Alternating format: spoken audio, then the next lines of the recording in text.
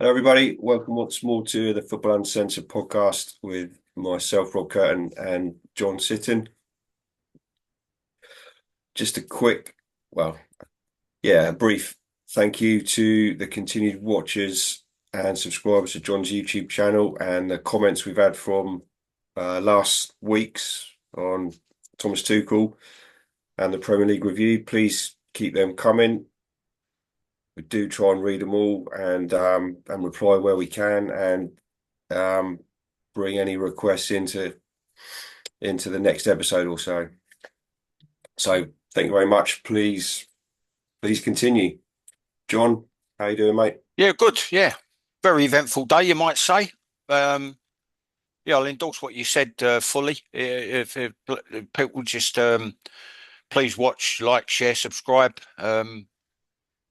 You've obviously got good taste because we don't get enough credit. We've never had enough credit, so it's like a carry on, follow on from my playing career, really.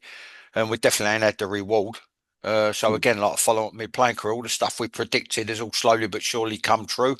Players to keep an eye on, players who might be the target of other clubs to buy, players who are coming through that have already been bought, but they're prospective internationals, came to fruition. And then about, let's say, conservatively, 8 to 12 months ago, predicting that Ten Hag's a dead man walking, and I gave me reasons, and I can give them again if you like. He had a brief reprieve. So that's the breaking news today that he was sacked by Man United. He had a brief reprieve after the cup final win over City, but like I said afterwards, I still think it was a case of delaying the inevitable. Over to you, mate. I mean, I don't know. Well, let's start there. Like you say, it's the headline news in the Premier League of today. Man Yeah, United finally dismissing Eric Ten Hag. yeah, You touched on it there. He got exactly that, a reprieve at the end of the season. I believe, I'm sure someone will correct me, his contract was expiring and they gave him an extension, I think, for a couple of years. What the reasons behind that, I'll leave to you in a minute, perhaps. And then obviously they spent a fair bit of money in the summer, a couple of 100 mil. Is viewed as big, or is it viewed as big compared to some other clubs we might talk about in a bit? But it just seems an odd one to me. Why do the extension? Why sanction the big spend if you were having doubts anyway? And here we are. He's the first manager, albeit near the end of October, in the Premier League to go. yeah. Well, it's normally around about this time, as one or two heads end up on the chopping block. I mean, it's only speculation, but I bet I'm not far wide of the mark. He's getting apparently somewhere around the vicinity of a £10 million payoff. I don't know how that's going to be done. But whether he might get hammered tax wise. I don't know. I don't even know if that's a true figure. Well, that's basically recompense for winning the FA Cup and buying the hierarchy behind the scenes a bit of time, who obviously had somebody else earmarked for the job because he never really had the ingredients. I mean, I was accused today on a podcast by an ex-chairman of mine, in which case that will make quite possibly Sir Alex Ferguson one. I was accused of being a bully after he saw me having an interaction with the youth team. I won't go into details because I've basically messaged the people concerned and asked for the right to reply. Maybe it's the geezer's age, I don't know. But he never ever saw me play or coach or interact with youth team or first team in my time at a particular football club. And he had a de facto lieutenant who took us to and from training and sat in on pre-match, half-time, and post-match summaries. Um, so, with that in mind, personality traits. I just think they were used to Sir Alex, who oozed out of every pore passion for the club, for the cause, for winning, and not to put too fine a point on it, football in general. He was obviously a football fanatic. He gave him an unbelievably good living. And then when you look at the others that followed, there were one or two that came close.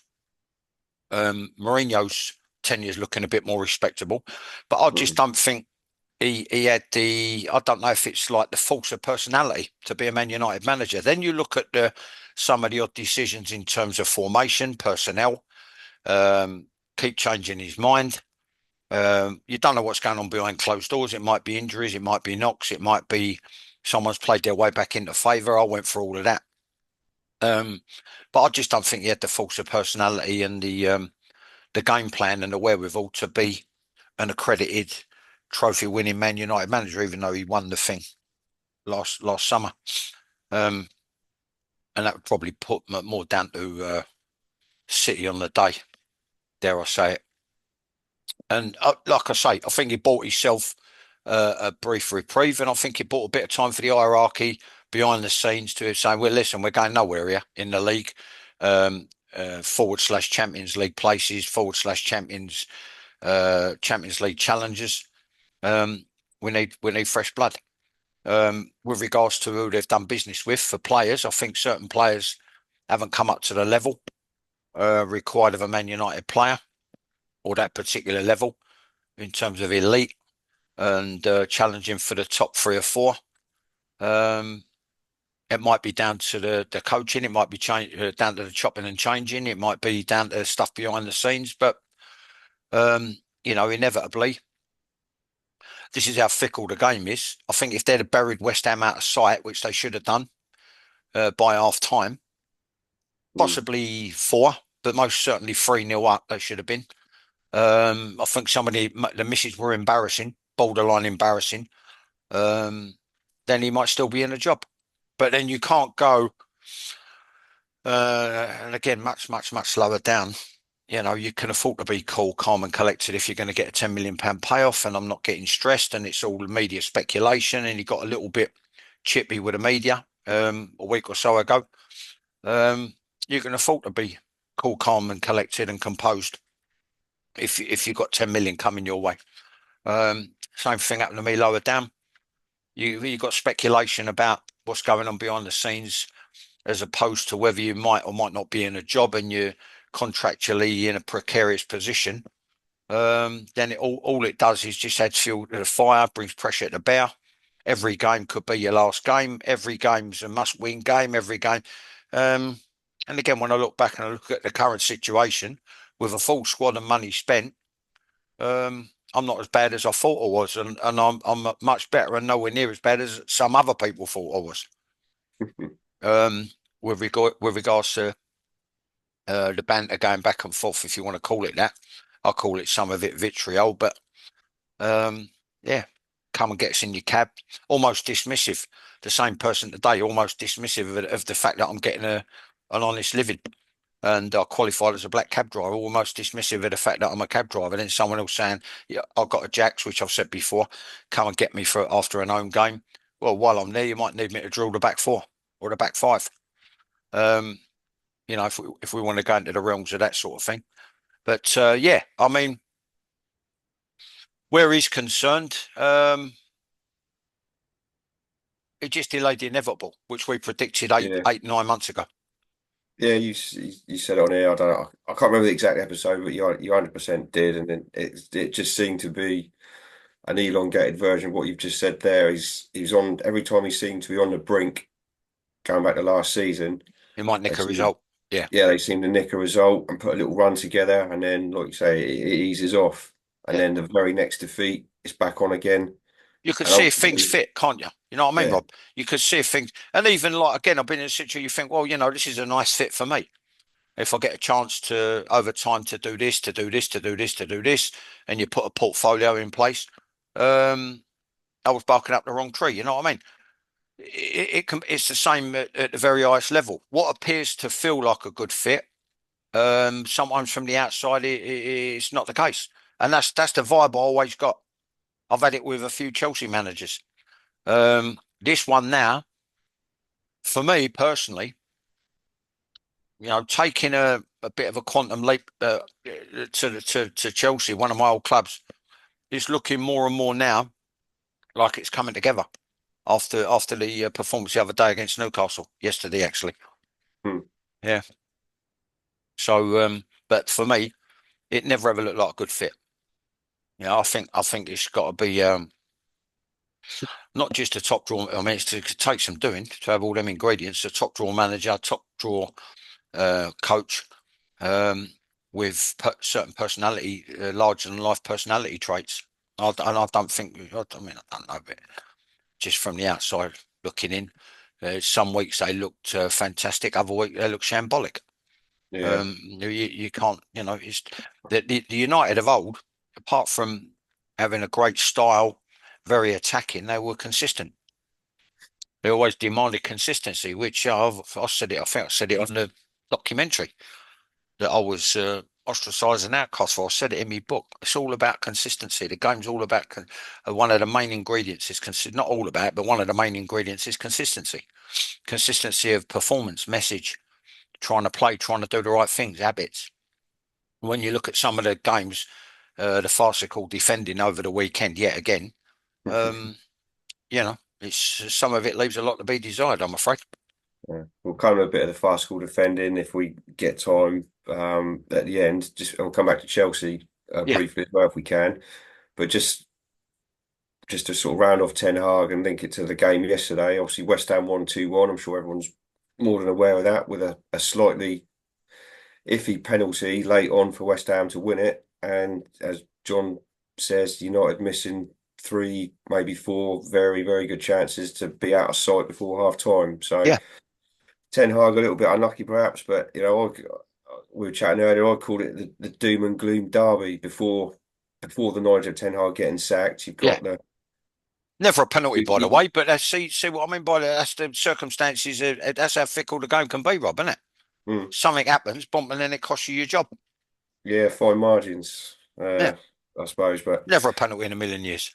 He should have stuck no, with his original decision. yeah, I mean, I've read a little bit today. I think it was David Coote was the ref. I think Michael Oliver was the VAR, and he's Mm. supposedly like he's the senior man now, and he the referee. I think that's what he's regarded as. So the Okay. suggestion was Yeah, that the on-field referee felt a little bit, oh my, I'm a boss man or whatever he's regarded as, yeah, questioning my decision. yeah, Can I better do what he says rather than stick to my guns. Who knows? Either way, it worked out well for West Ham, not so well yeah, for Eric Ten Hag. yeah. But the point I wanted to make about West Ham and Man United, like I say, prior to the knowledge of today, it was the doom and gloom derby. You've well illustrated the Man United situation in the first part of tonight's episode. Yeah. West Ham, we've touched on it a little bit on previous episodes when David Moyes still had the job, and since they replaced Moyes with Lopetegui, that's my attempt at his pronunciation tonight. And it's not been the best of starts for West Ham. That was their second win, I think. And you've made the point a lot of times about managers suffering from like an ideology complex with the playing out from the back and the Pep Light and stuff. Yeah. West Ham, I think, are a bit of a club that maybe the fans suffer from it a bit of that, the West Ham way and all that. Do you think that's a valid point? Uh, Possibly. I mean, I don't. It might have been in the past. Most, with all due respect, you come across fans at different clubs, and there's always a pocket of fans that are deluded. Um, they did have a certain style, but I think that style was accentuated.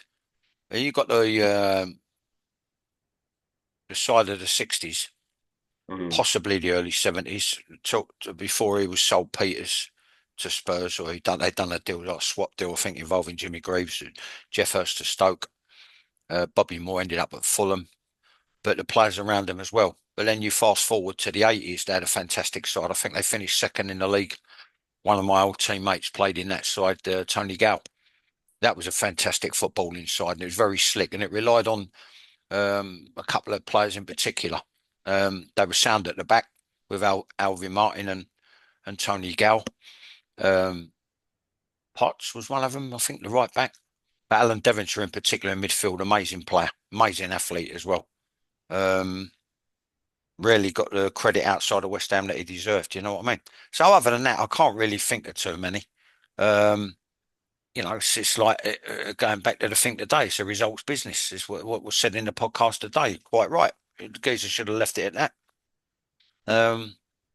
Yeah, results business. You're in a results business. Um, with regards to playing styles, I still stand by that. You've seen it yet again over this weekend. People getting caught and suffering from this ideology. I'll be honest. In fact, I saw just a brief glimpse of an interview uh, when I trawl through YouTube, like just in front of the telly late at night after a shift. Dennis Mortimer saying he's actually accused Pep Guardiola of making the game boring, and I think there's an element of truth to that. And the other thing was the amazing kidology. You know what I mean? When you've got to have been inside the game and know the game and then know what you're looking at and then read between the veiled messages with regards to what you said about Southampton being one of the best sides in the league and defending with the ball. I mean, what complete and utter nonsense. You know what I mean? You've got to laugh. I just chuckle at myself. It's pure kidology. It's pure kidology. And he's obviously showed when they did the couple of Manchester City documentaries. He's fantastic at that kidology because he Mm. keeps the players on the side somehow. I mean, maybe it's the club they're at, the rewards they get, the trophies they're winning. Probably It's a lot. helps. It's a lot to do with that and the style of play, which is like I said, tantamount to five-a-side football, swarming around the ball, keeping the pitch, keeping the pitch small in terms of support. Um, which I think is a relevant coaching point. If you're doing a scouting report, they keep the pitch small when it comes to support on the ball. And then if everyone's can make the kill a 30, 40 yard pass, including the goalkeeper, by the way, but defending with the ball. But the bottom line is the only time you defend with a ball, they now call it game management. I've always called it professionalism. It's when you're comfortably winning, or maybe like who's the mob? Brighton were winning, I and was gonna say, you got 4v1, and he passes it to the only Wolves player in the unbelievable. 4v1 who hit him on the break and smash in an equaliser that gets O'Neill a point, gets him out of jail almost. You know what I mean? To a certain degree, I'll call it professionalism because you make a decision to either swarm the ball and have a 4v1 keep ball, which clubs do in a warm up anyway, or just run it in the corner, or make him come to you and close you down. Run it wide. He's got to come across, or he's got to stay between the guy on the ball and the first man to force the ball long, right? And then you hit your pass. But he got caught. Literally anything but what he did. Anything what he did, yeah. Well, that's called professionalism. And professionalism comes from your decision making. Your decision making comes from what you're taught. But I'm telling you now, in no way, shape, or form, other than at that stage when you're winning the game by a 1 goal margin, or even if you're winning it comfortably, that's when you defend with a ball. When you're winning it comfortably and you can Mm. pass it in the right areas and then do your play rounds, come out the other side, then you do your play around again and maybe come out to the centre back. You do that when like I say, when you're winning by the odd goal margin and you're running the clock down in the last 3 minutes, or you're winning it 3-0 and you're saying, come and get the ball, and you're half taking the mickey, and then someone lunges in, and then someone else lunges, and you play round them and you get a fourth. You understand? But Yeah. when you've got the ball, your intent should be purely and simply, without question, should be to try and score, should be to pose a threat on the opposition goal, to come up with a goal scoring opportunity, to provide a cross, to get into an area where you provide a cross, or you get in an area where there's a bit of combination play and someone ends up with a shot. So you get an attempt on goal. Yeah. So massive, massive, massive. For me, I just had a little smile to myself. I'm watching it. I'm watching my missus said, I'm going to bed, sweetheart. And then goes up. So I've got a bit of peace and quiet. And then you can watch the thing and you can watch the post match comments and the post match interviews. Yeah. Um, and that was one of the funniest of the weekend, I thought. Oh, definitely. Just yeah, a brief diversion in Manchester and down the south coast, Brighton. Now get back to London. Just briefly for me on West Ham, that could be a potential morale and momentum changer for them yesterday. Like one of those pivotal moments, I think, the penalty decision. So we'll see how they go. Yeah. Heading west, uh, Chelsea. You touched on it at the start. Maresca seems to be seems to be putting it together a little bit. He Yeah, seems to have a settled side, yeah, albeit he swaps it about in Europe and in the league. He's got the luxury to do that with quite a few players they bought in the summer. So yeah. he's got the luxury of choice, but he seems to be getting it right at the moment. The other thing with Maresca, just to sort of lead you into it, you mentioned the game management, as you call it, professionalism. I think that's one of the things that's been cited against Chelsea in the press today. They're very exciting and great to watch, but they seem to be lacking that little bit of professionalism when the game demands it, and they're still going helter skelter and trying to do what you said and score no matter what Yeah, well, all that of the might be time. their strength to go for a Yeah, third goal. could be. I'll let you talk about that, I not don't me. honestly. I don't think that they're capable of sitting back and then calling it on and then saying that we can soak up pressure for the next 10, 15 minutes and maybe hit you on the break. Although they've got the players to do that. Mm. What I found fascinating yesterday, or what I liked yesterday, what appealed to me yesterday was the celebrations after the goals. I thought the team spirit looked fantastic when they had the pre-match huddle. When they scored goals, there was a lot of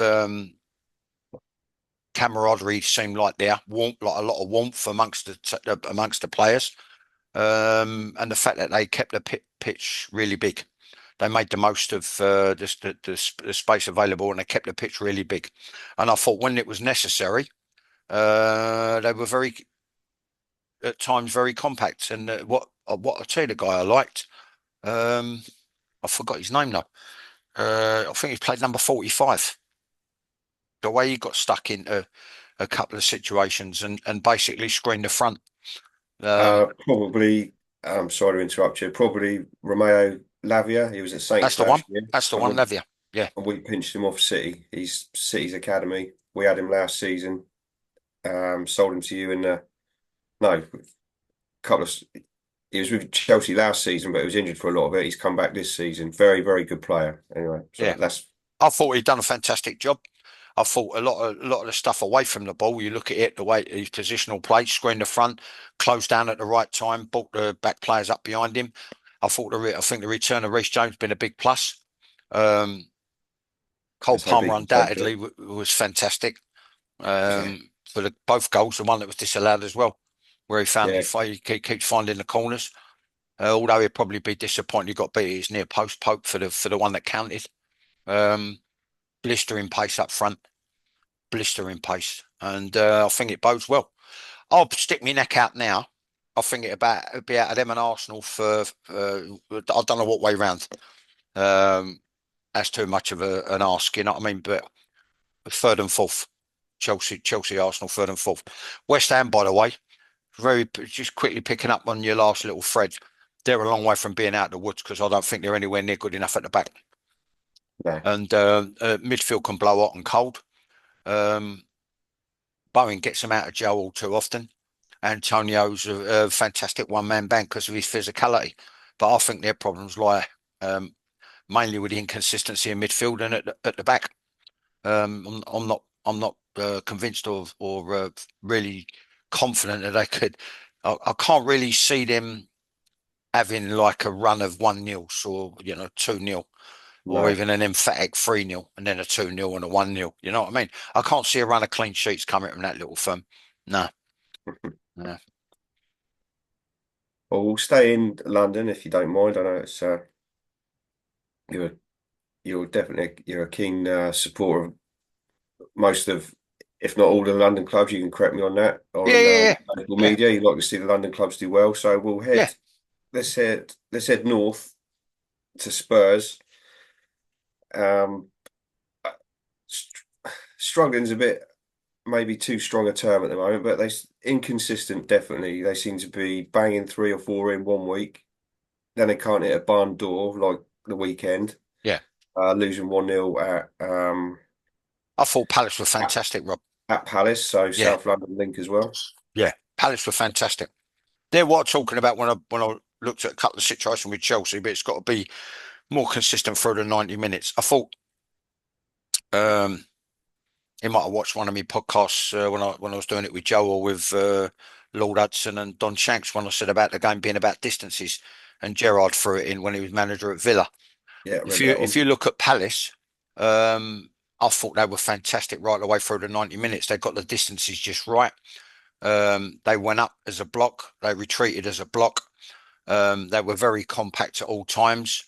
He got a bit prickly after, which is not him really. And Postecoglou got a bit prickly with one of the interviewers that I saw Yeah, last night on Match of the Day too, talking about the supporters, a bit disgruntled, this and that, and probably the closest I've seen him come a boiling point and then exploding. You know what I mean? You could see he was fuming, and I think he was fuming for a few reasons. As he quite rightly said, they weren't combative enough. But there were times when they had comfortable possession and they just weren't switched on. They were like a yard, 2 yards off the pace. And it's like, especially the game now, but any time really, when you move the ball, it's got to be, and the movement, you've got to move the ball quickly. If you're going to do the opposition any damage, you've got to move it quickly. And then your body language, your body shape, and poor touches, and like what they used to call years ago, like just being generally sloppy. You're being sloppy. Come on, get on it, you know. And that's what it looked like. I mean, I've got me personally. It's only my personal opinion as an ex-defender, but primarily or predominantly as a centre back. I think they've got the best centre back pairing in the Premier League. But yesterday, and that's with Romero and who is he? The flying machine, the boy, the blonde boy, the Van der Dutch Ven, boy. What is Mickey Van der Ven. Van der Ven? It was Van der Ven yesterday that he didn't look his normal self, and then midfield. Yeah, And I just think like Palace gradually strangled them. And you look at the goal. I mean, but they made the Rick for the another goal, didn't prophecy. If you look at the, I mean, I know there's been a few sniffing around him. I don't know why someone don't just take the plunge. The midfield boy at Villa, Eze at Palace. Um, um, who else? Delap at Ipswich, and the wide man at Brentford. I would be they? Bruno. if I was one of the top London clubs, I would be sniffing around them for or keep scouting reports going on them for a long time to come, and maybe slip a bid in. Because I think a couple of them would do a club like Arsenal the world of good, where they just totally lack presence up front, and you can't keep playing with this false nine. You can't keep relying on the same players to score goals. They've got no focal point. Um, and if you snuff them out in the right areas, um, I mean, he's had a few decent games and all that, but I don't think he's the answer over a season. Havertz. So yeah, I still think they're crying out for a focal point for like a real um, all round full blooded good centre forward. Um, yeah, so Yeah, I'll be sniffing around a few of them. yeah, just quick back on Spurs. It was Yeah, I agree with you about Romero and Van der Ven. They they're a great pairing. I yeah, think they're a little bit hamstrung possibly by the rest of the back line and their protection perhaps. yeah, Um, Yesterday it was their Rick, wasn't it? I think it was Romero straight across the yeah, line of the yeah. It 18 was, yard yeah, box yeah, it to was, Van der Ven, which, yeah, correct me if I'm wrong, my PE teacher at primary school told me never to play that ball. yeah, And then Van der Ven got pickpocketed, didn't he? That led to the goal. yeah. But Yeah.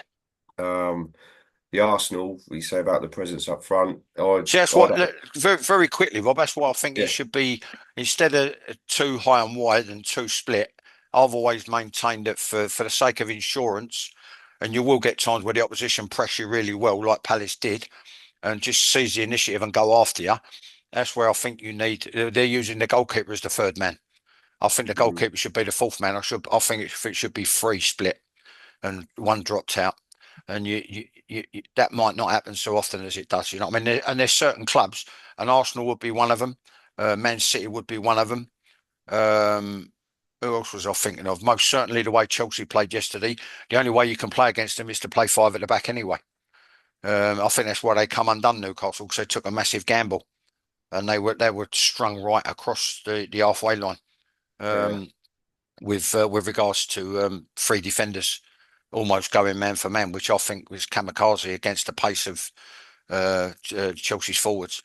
But yeah, what you're saying, I mean, by and large, normally they're, but I just don't think they get enough help. But for, I mean, the fullbacks of yore, like your Utons and Pat Van Den Our, people like that, they were like, boom, sort of solid 7.5, 8 out of 10 every week.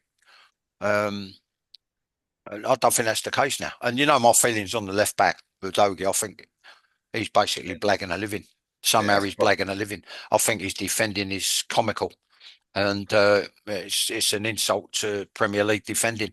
It's schoolboy stuff. You know what I mean? When you look over the last couple of weeks, it's literally schoolboy stuff. And how they mm. get, I said to my missus, how they're getting away with this as Premier League defenders, I do not know. I do not know.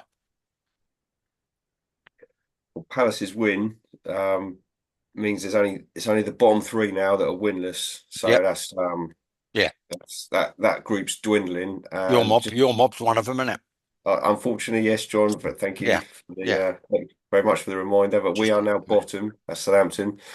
Next week's fixtures, I think it was on match of the day or match of the day two. I think it's possibly match of the day two. You've got Ipswich home to Leicester, Wolves home to Crystal Palace, and we're at Saints. So I keep saying we. Southampton are home to Everton, yeah. which I think is obviously very. I'll go away win, draw, away win. Everton to win, Leicester to win, and the Palace one to be a draw. Wolves Palace to be a draw. That'd be my prediction. But then I think Wolves can get on a nice little run. They could do. After that game, they can get on a nice little run. Yeah, I said about West Ham's penalty possibly in a morale and momentum changer for them. I think the Wolves goal that you described earlier with the terrible decision by the Brighton wide guy, that could be bigger for Wolves. I know we tend to champion Gary O'Neill, and I will stand by that. But yeah, I think Wolves. I think that might be bigger for Wolves than it was for West Ham yesterday. We'll see. Yeah.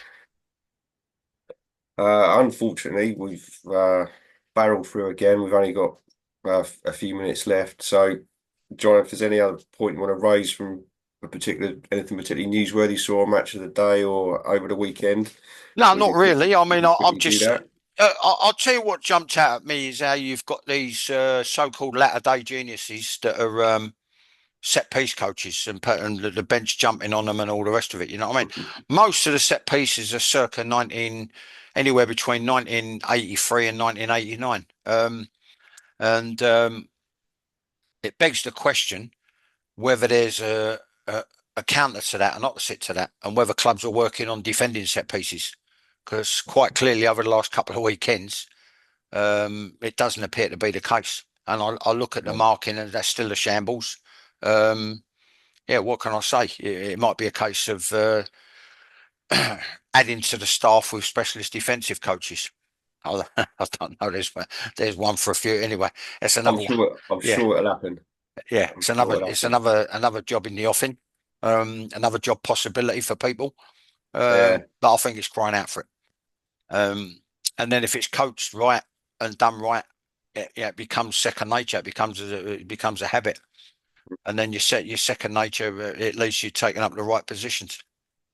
Um, that's just the way I feel about it. You know, repetition. That's the governor. But he might have had a point. One of the pundits said, like, I just think it's the way the thing now, coaching now, it's all about just rolling it out and seeing what you can do with regards to a bit of movement, trying to achieve a certain pattern. And then there's very little time left for anything else, or it would appear to be the case. Right, we are now actually down to the last minute or so. Exhibit A for the defensive set piece coach. So we'll keep our eyes out for those job adverts. Absolutely. Yeah. Arsenal getting caught out of their own game yesterday Yes. by Liverpool's first goal. Yeah. If you'd shut your eyes and listen to the commentary about the team names, you think that was Arsenal scoring the goal because of all the stuff they've had the last few weeks, but Yeah. caught out of their own game. Yeah. Anyway, so thank you very much for watching this from me and all the others. Please carry on watching all the others. We'll be back as soon as we can with more from John, tactics, insights, analysis, and opinions. So good night from me. Thank you all. Thanks, Rob. Thanks for your time. Thanks, everyone. Please watch, like, share, subscribe, and we'll see you on the next one. Okay. Thanks, mate. Cheers.